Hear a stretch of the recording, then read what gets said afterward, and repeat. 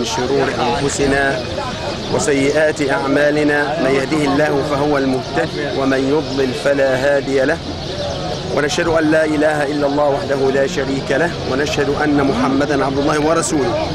والله أنا سعيد في هذا اليوم الأغر، لأن إرادة الله عز وجل أولا، ثم إرادة الشعب الذي لا يريد إلا الخير لمصر قد انتصرت على ما حدث في التحرير وغيره من عناصر كانت تريد أن تهدم مصر، سواء من ناحية المجلس العسكري أو من ناحية الداخلية أو من ناحية القضاء.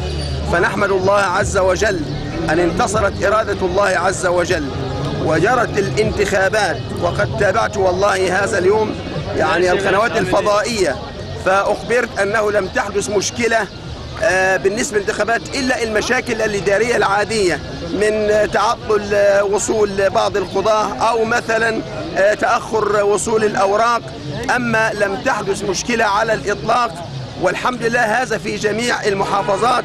وكما قال أخونا الفاضل أن القيم والمبادئ والأخلاق موحدة في جميع الأديان، وأي إنسان متدين سبحان الله لا يظلم أحد.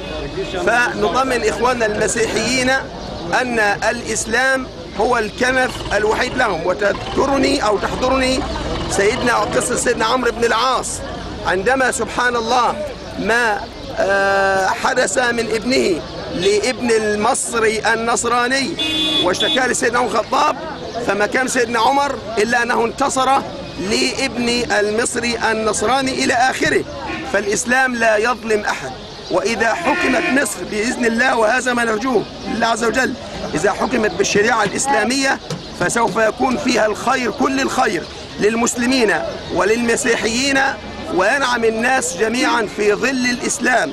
فالإسلام هو الحل، هو الحل لجميع المشاكل التي نراها في هذا الزمن.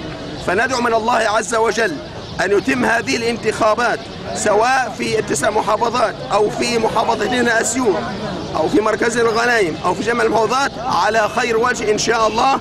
وندعو من الله عز وجل أن يولي من يصلح.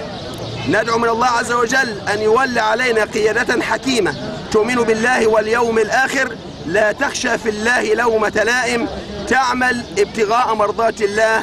والسلام عليكم ورحمة الله وبركاته.